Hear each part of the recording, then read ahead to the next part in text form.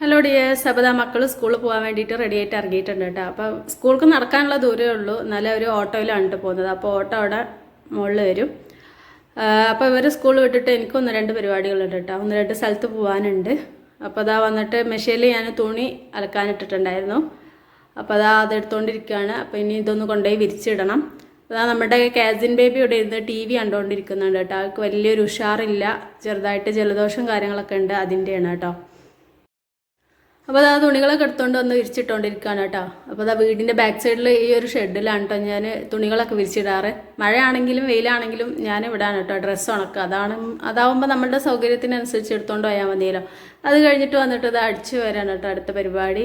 അപ്പോൾ പുറത്ത് പോയി വന്നിട്ടുണ്ടെങ്കിൽ പിന്നെ പണിയെടുക്കാൻ മടിയായിരിക്കും. അപ്പോൾ എന്തായാലും പരിപാടികളൊക്കെ തീർത്തിട്ട് പോകാമെന്ന് വിചാരിച്ചു. ഒന്ന് മക്കളുടെ സ്കൂളിൽ പോകണം, അവരിപ്പോൾ UKG-ലാണല്ലോ. അപ്പോൾ 1-ാം ക്ലാസ്സിലേക്കുള്ള അഡ്മിഷന് വേണ്ടി പോകണം.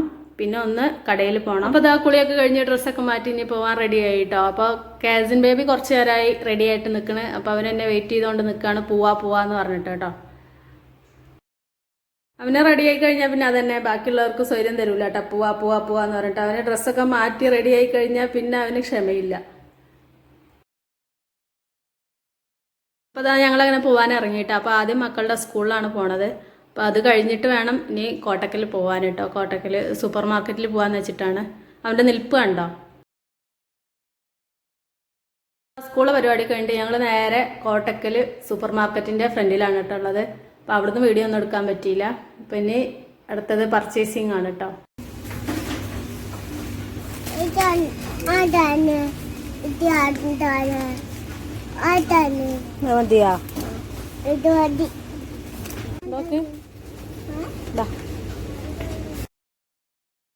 അപ്പോൾ അതാ അവിടെയൊക്കെ പോയി കഴിഞ്ഞ് ഞങ്ങൾ വീട്ടിൽ തിരിച്ചെത്തിയിട്ടോ. എന്തോ ഒരു ചൂടാല്ലേ. അപ്പോൾ അതാ മോനെ ഐസ്ക്രീം വേണമെന്ന് പറഞ്ഞിട്ട് ഐസ്ക്രീം വാങ്ങിച്ചിട്ടുണ്ട് കേട്ടോ. അപ്പോൾ മറ്റവർക്കും കൂടെ വാങ്ങിച്ചിട്ടുണ്ട്. അപ്പോൾ അധികമൊന്നുമില്ല, കുട്ടികൾക്ക് കുറച്ച് ബിസ്ക്കറ്റ്, പിന്നെ അവർക്ക് സ്കൂൾ വിട്ട് വരുമ്പോൾ കഴിക്കാനുള്ള കുറച്ച് സാധനങ്ങളൊക്കെ ആണ് വാങ്ങിച്ചിട്ടുള്ളത്. അത് കഴിഞ്ഞ് വന്ന് അപ്പോൾ അവന് സ്പൂൺ എടുത്ത് കൊടുക്കുകയാണ് കേട്ടോ ഐസ്ക്രീം കഴിക്കാൻ വേണ്ടിയിട്ട്.